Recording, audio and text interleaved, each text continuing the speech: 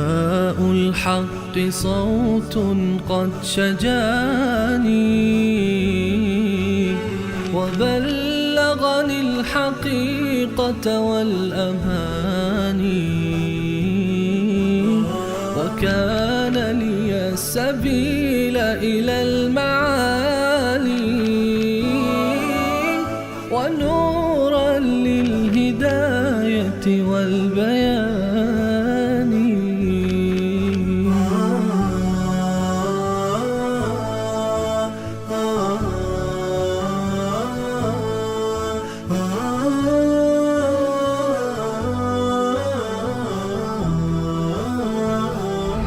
بسم الله الرحمن الرحیم. اللهم صل علی محمد و علی آل محمد کما صلیت علی ابراهیم و علی آل ابراهیم انک حمید مجید و بارک علی محمد و علی آل محمد کما بارکت علی ابراهیم و علی آل ابراهیم انک حمید مجید. عرض سلام دارم و ادب و احترام خدمت همه شما خوبان و سروران. امیدوارم هر کجا که هستید توفیقات روزافزون الله متعال قرین راهتان باد و هر روز و هر لحظه زندگیتان در عبادت الله متعال و تلاوت آیات کلام الله مجید و تدبر در آیات آن زیباتر و بهتر از روزهای گذشته آن سپری گردد. الله رو بی نهایت سپاس از اینکه بار دیگر بر ما و شما منت دهاد تا در برنامه دیگر از برنامه‌های شرح آیات کلام الله مجید در خدمت شما عزیزان باشیم با ادامه سوره مبارکه مجادله.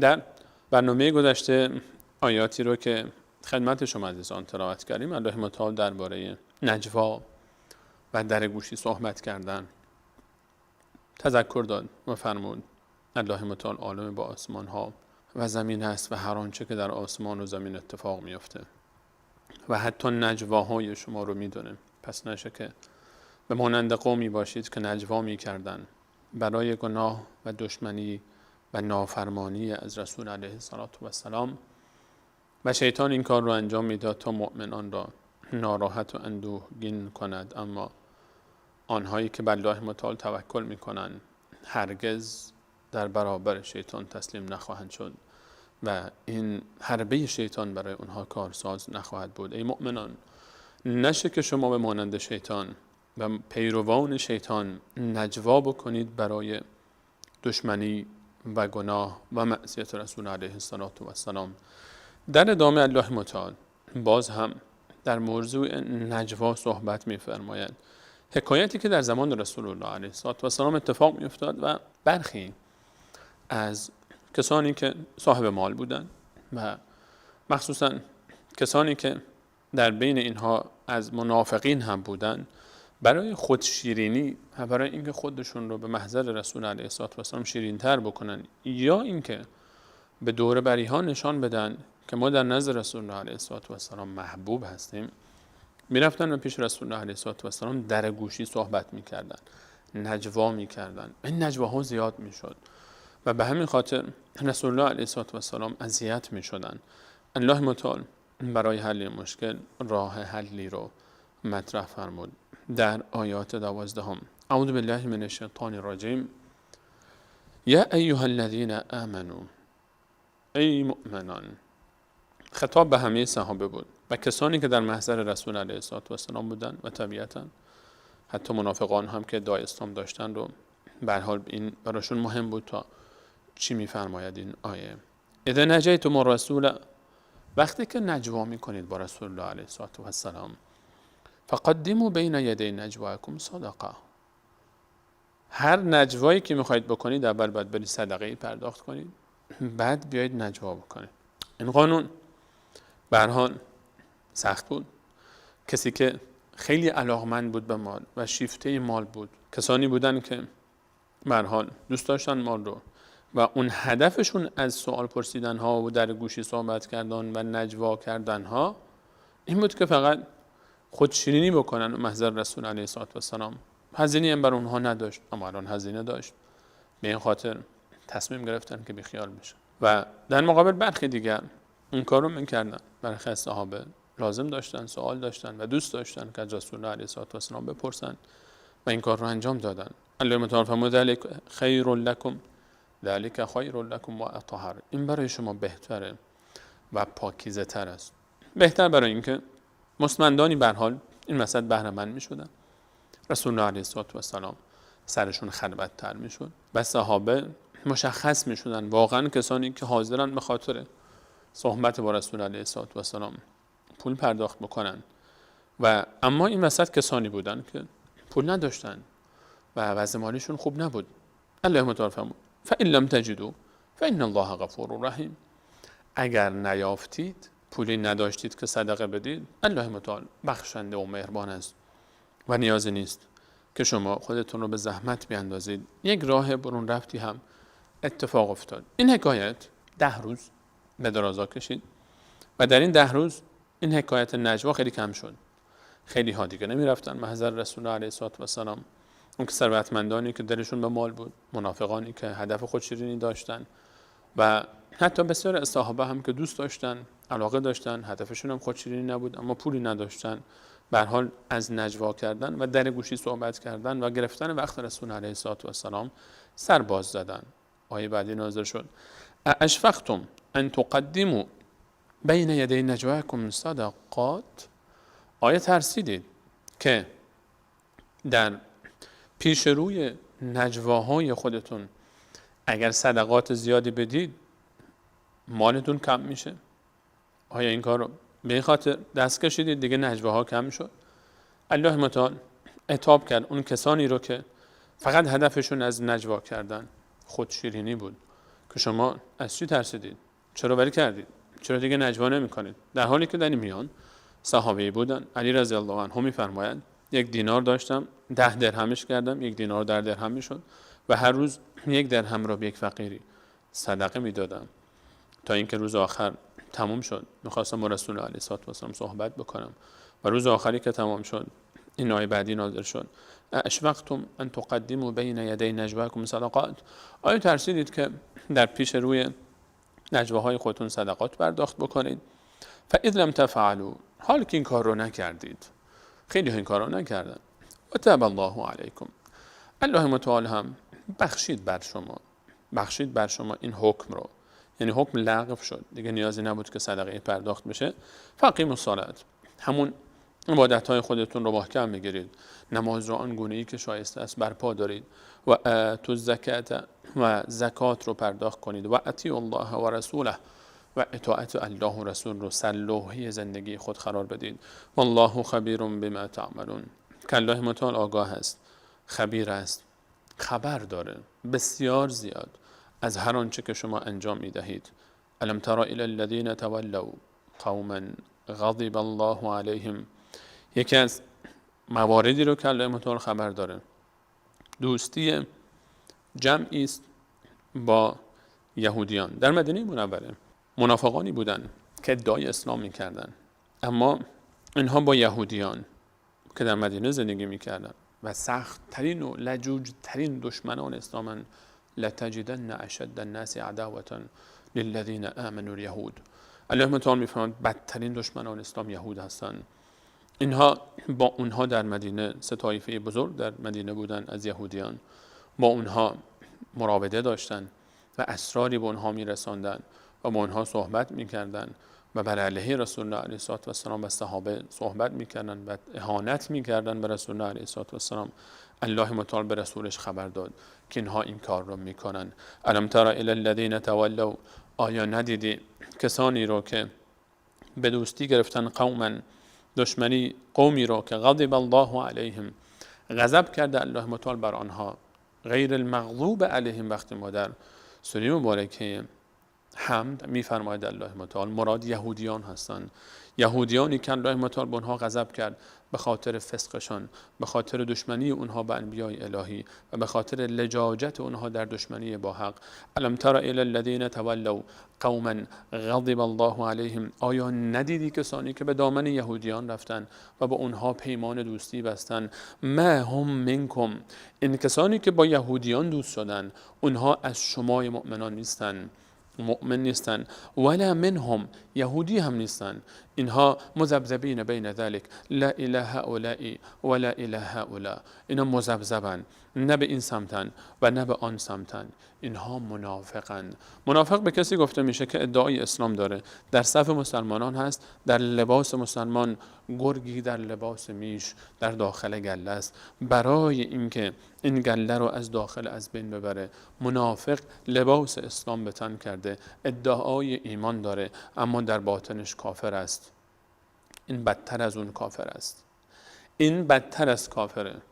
زبان کافر، حیله کافر، فتنه کافر، دشمنی کافر کمتر از دشمنی منافقه و لجاجت منافقه، و دشمنی و لجاجت منافق بیشتر از کافر است. ان المنافقین فی الدرک الاسفل من النار.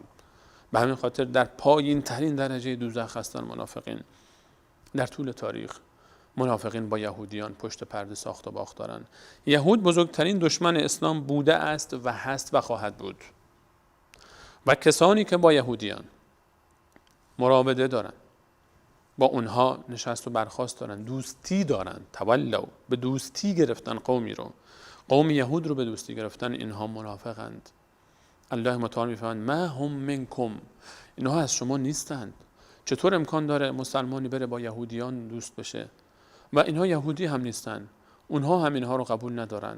اینها منافقانی در به در هستند. و یحلفون علی الکذب و هم یعلمون، و قسم هم میخورند که از شما هستند، و قسم هم میخورند وقتی به اونها گفته میشه چرا اسرار مسلمین رو به یهودیان میفروشید، چرا پشت پرده با یهودیان همکارید، چرا دست شما با اونها در یک کاسه است. و یحلفون علی الکذب، به الله قسم میخورند که ما با اونها نبوده ایم، ما نیستیم با اونها، ما دشمن اونها هستیم، مرگ و لعنت سر میدن ظاهرا، اما پشت پرده با اونها هستند. در ظاهر دشمنند اما در باطن با اونها هستند.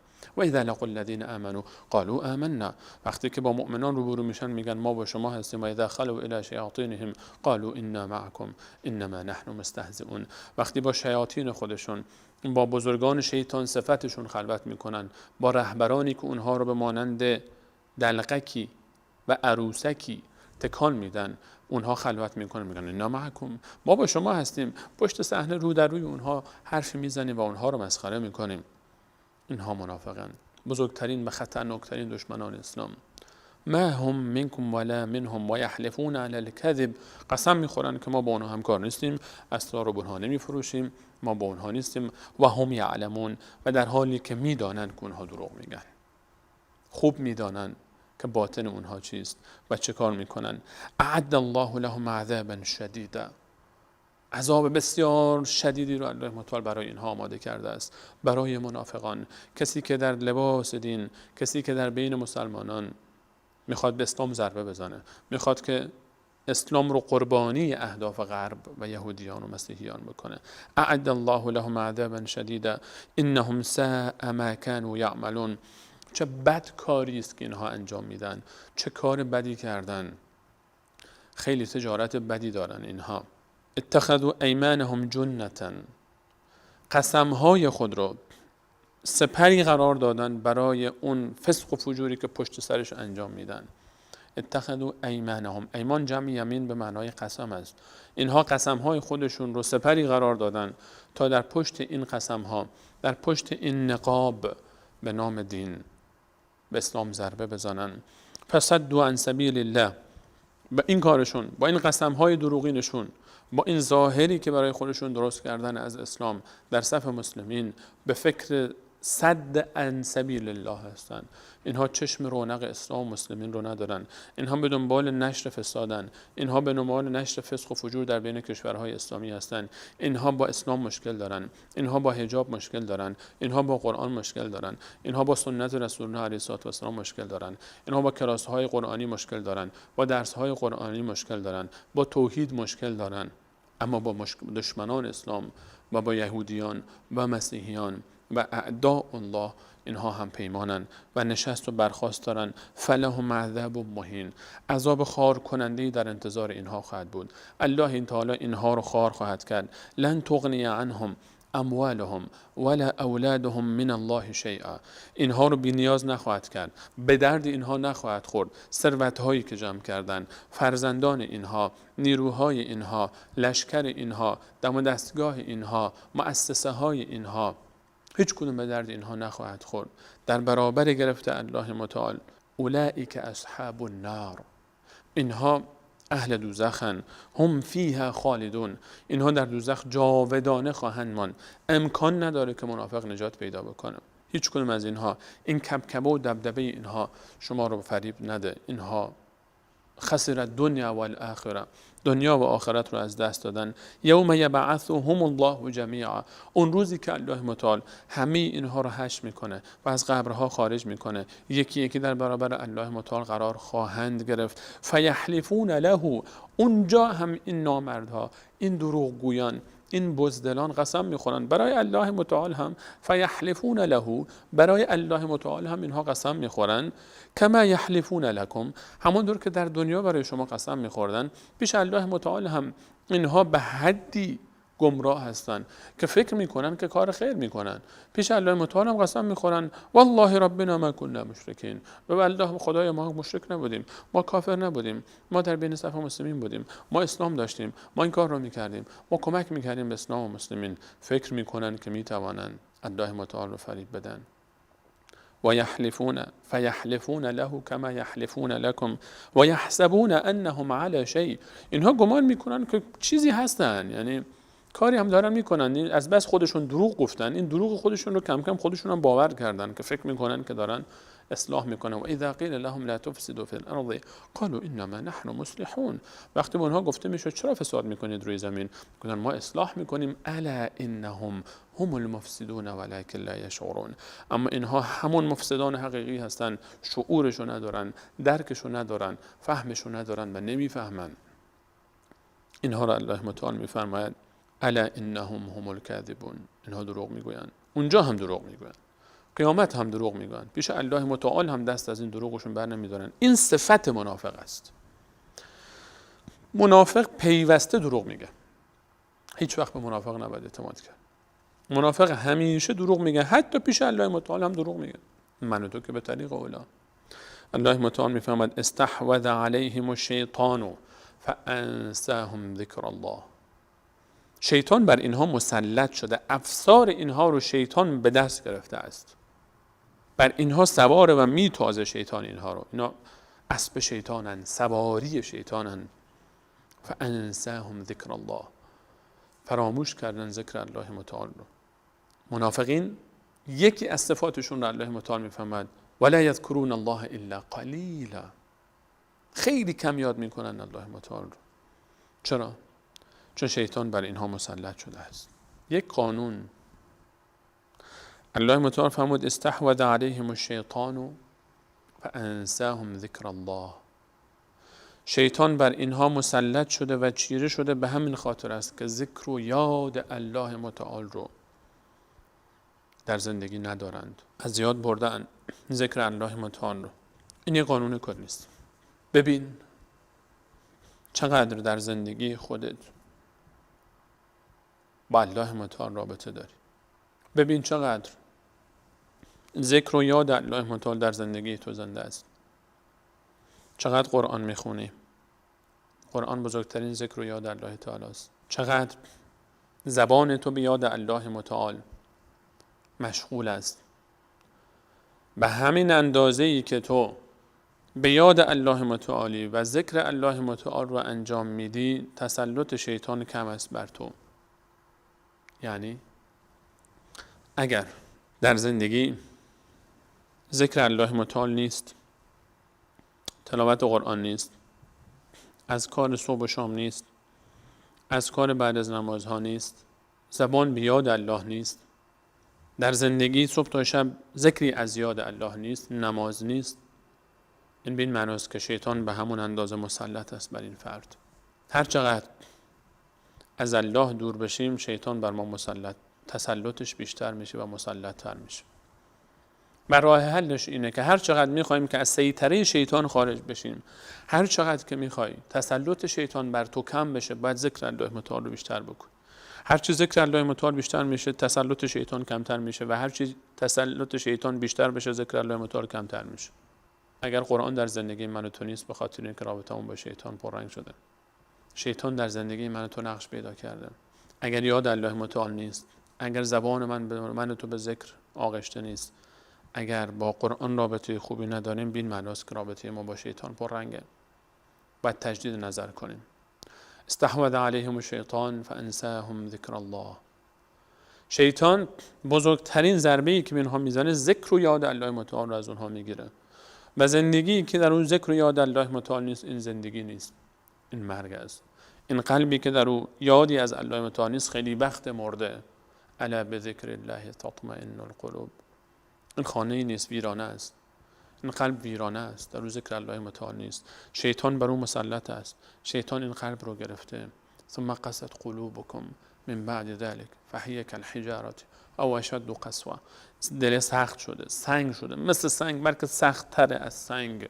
اگر در زندگی من و تو یاد الله متعال نیست، بشینیم فکر بکنیم چه کردیم که انقدر شیطان بر ما مسلط شده است.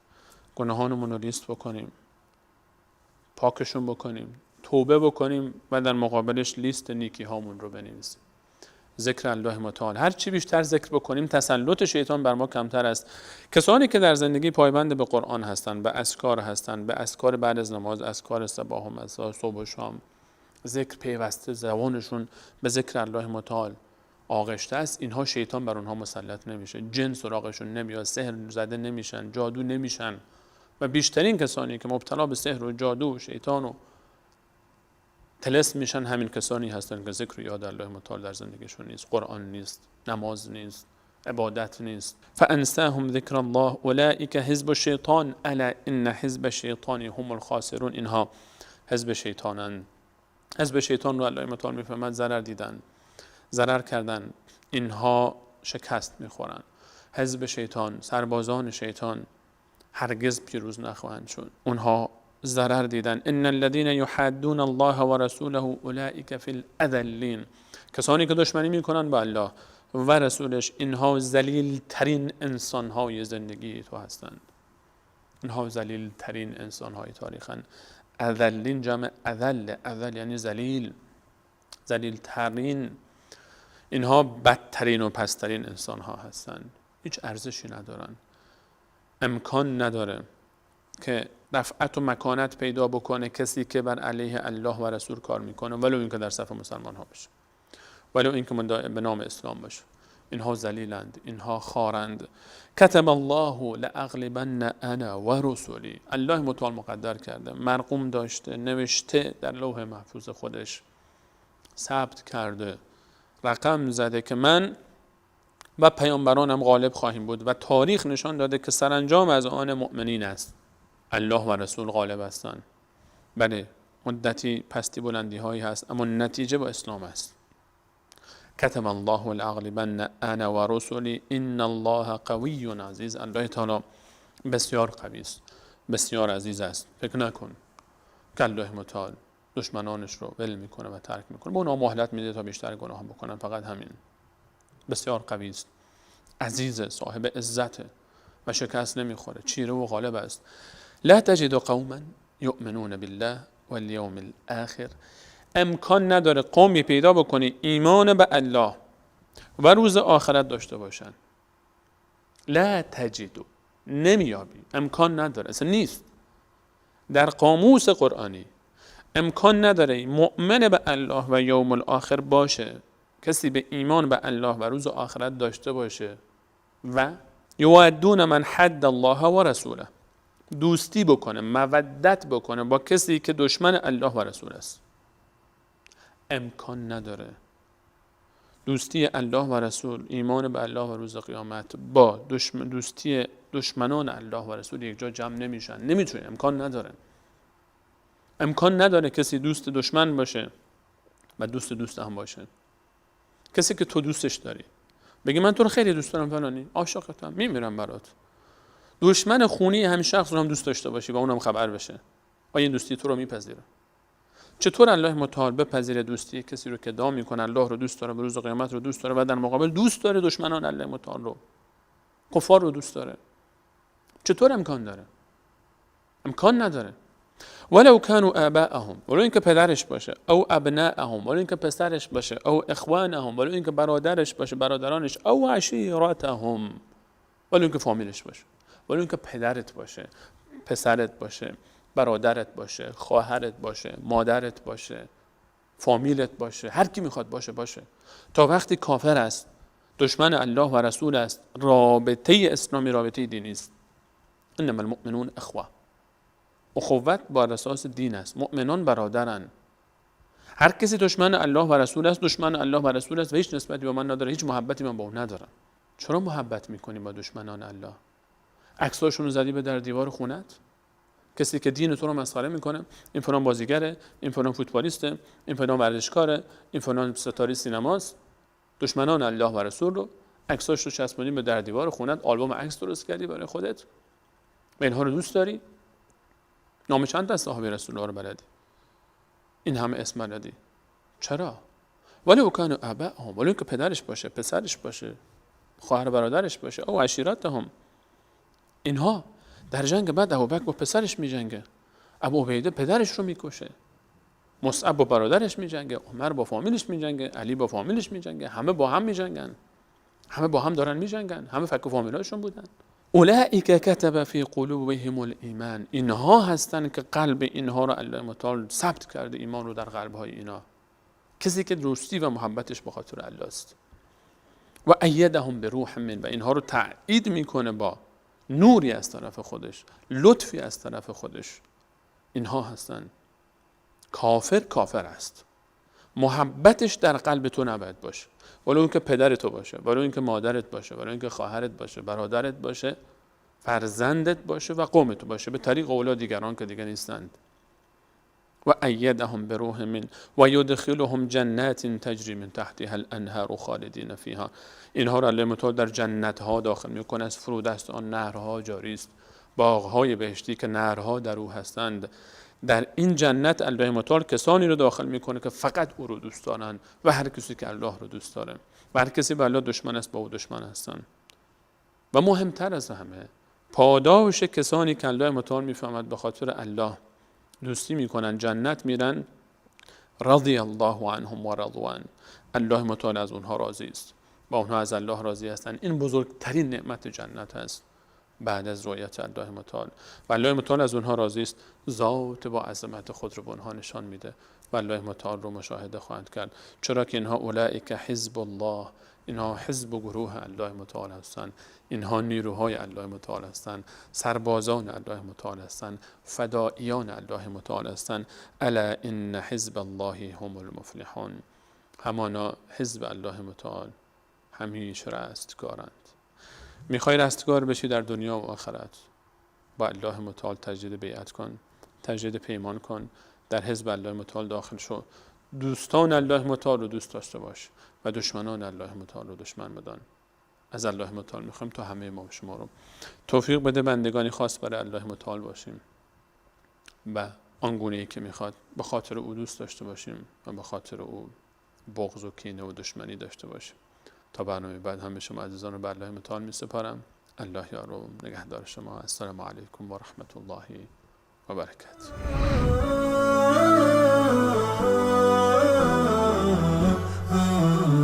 نداء الحق صوت قد شجاني وبلغني الحقيقة والأماني، وكان لي السبيل إلى المعاني